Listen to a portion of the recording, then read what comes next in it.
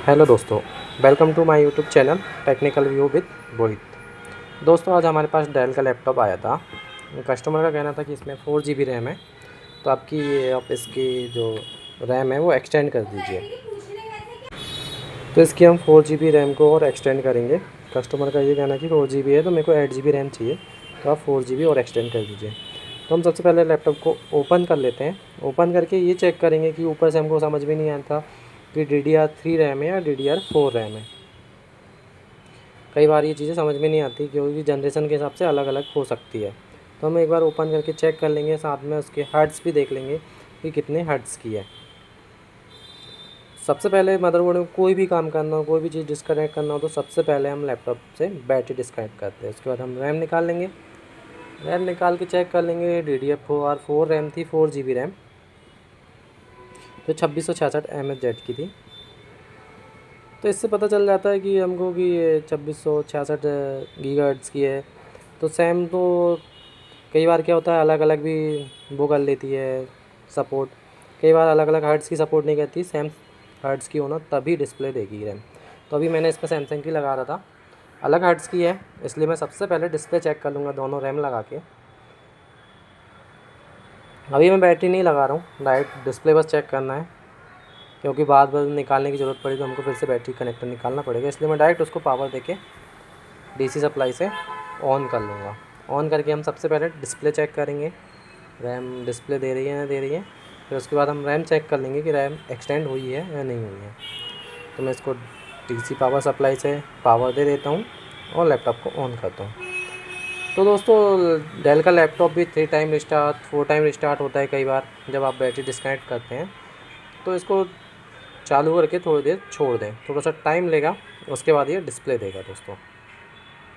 तो हमने इसको ऑन कर दिए हैं। मेरी नज़र DC सप्लाई की रीडिंग की ओर है। मैं देख रहा हूँ कि रिस्टार्ट हो रहा है लैपटॉप, एक बार हो चुका था। तो हम चेक करते हैं कि कितने रिस्टार्ट पे ये डिस्प्ले दे देगा।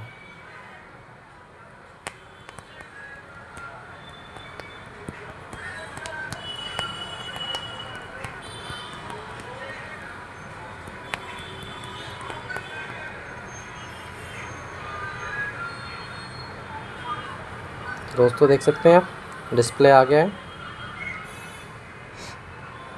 दोस्तों, डिस्प्ले के साथ यहाँ पे एक एरर आई है, वो है चार्जर की एरर। और जब हम DC सप्लाई से पावर देते हैं तो इसमें 65 वाट की एडाप्टर होगा, इसलिए एरर आती है। तो इसकी कोई दिक्कत नहीं है, हम इंटर आके कंटिन्यू कर लेंगे, इंटर दबा के, तो ये लैपटॉप ऑन हो जाएगा। यदि इसके चार्जर से ऑन करेंगे तो ये एरर नहीं आएगी। तो ये फिर से चालू हो जाएगा दोस्तों।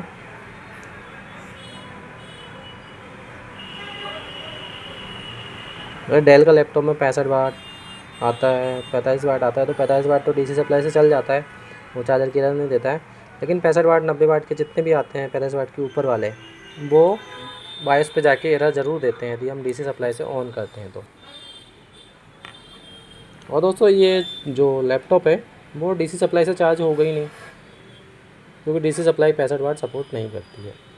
इसको चार्ज करने के लिए आपको 65 वाट का चार्जर से ही चेक करना पड़ेगा, यदि चार्जिंग प्रॉब्लम आएगी तो, चार्जिंग चेक करना है तो। DC पावर सप्लाई से सिर्फ हम इसको ऑन कर सकते हैं। तो यहाँ पे कस्टमर साइड में बैठा था, उनने हमको पासवर्ड बता दिए थे, कस्टमर के लैपटॉप में पासवर्ड डाला हुआ है। कस्टमर हमारी साइड में बैठ के प्रॉपर देख के सामने से रैम एक्सटेंड करा रहे हैं, क्योंकि कस्टमर को डर रहता है कि कुछ पार्ट्स निकाल ना लें या कोई और दिक्कत ना कर दें कस्टमर के लैपटॉप पे। तो थोड़ा सा डर हर कस्टमर को रहता है। यदि मेरा लैपटॉप भी होता तो मेरे अंदर भी ये डर होता है कि कोई पार्ट्स इंजीनियर एक्सचेंज ना कर दे। जाहिर सी बात रहती है, लैपटॉप बहुत महंगे आते हैं, तो जब भी कोई ख़रीदता है तो उसको यही लगता है कुछ करवाना काम रहता है तो उसकी आंखों के सामने हो तो उसको सुकून रहता है। लैपटॉप थोड़ा स्लो है, मेरे को लगता है कि इसका अपडेट नहीं किया गया है बहुत दिनों से, इसलिए लैपटॉप बहुत स्लो है। तो मैं विंडो प्लस ई दबा के इसका दिस PC खोल लूँगा, क्योंकि दिस PC खोलने के लिए विंडो प्लस ई दबाना पड़ता है। तो ये दिस PC खुल जाएगा। दिस PC हमारे आइकन सामने नहीं था, दिस पीसी पे जाके हमको राइट क्लिक करना है। राइट क्लिक का लास्ट ऑप्शन आएगा राइट क्लिक करने पे प्रॉपर्टीज़, तो हम इसमें प्रॉपर्टीज़ पे चले जाएंगे।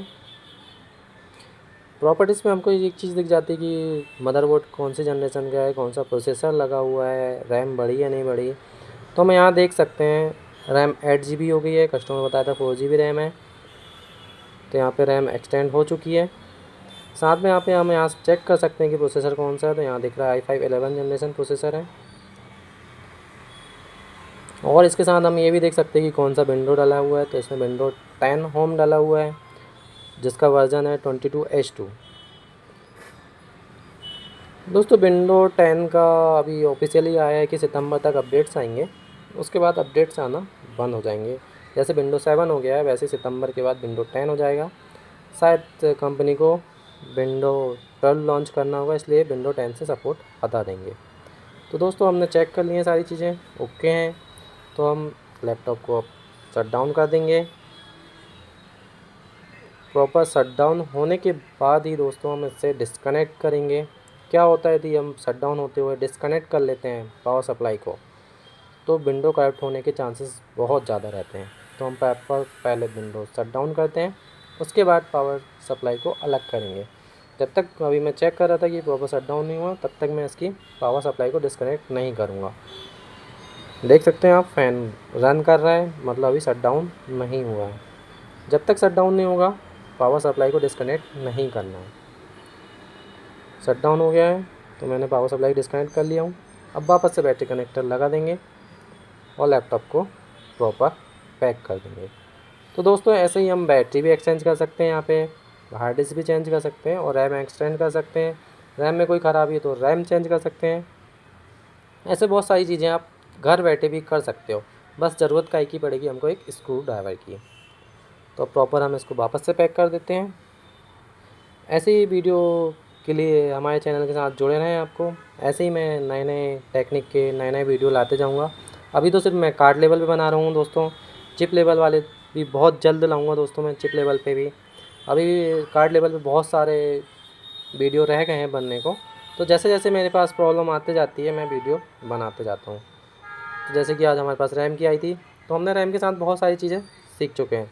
ऑलरेडी मैं विंडो डालने का बता चुका हूँ, कीबोर्ड कैसे चेंज करना है, इंटरनली बैकलाइट वाले कीबोर्ड हैं, वो सारी चीज़ें मैं बता चुका हूँ दोस्तों। वो मेरे यूट्यूब चैनल पे जाके आप देख सकते हैं। Thank you for watching video. Channel से जुड़े रहने के लिए आप लाइक करें, कमेंट करें, कोई प्रॉब्लम हो तो या कोई पर्सनल क्वेश्चन भी तो आप कमेंट कर सकते हैं, मैं ज़रूर उसका आंसर दूंगा। एंड चैनल को सब्सक्राइब करें, बेल आइकन दबा के रखें दोस्तों, तो नए नए वीडियो आएंगे वो आपको अपडेट मिलती रहेंगी। एंड चैनल को शेयर करें। थैंक यू दोस्तों।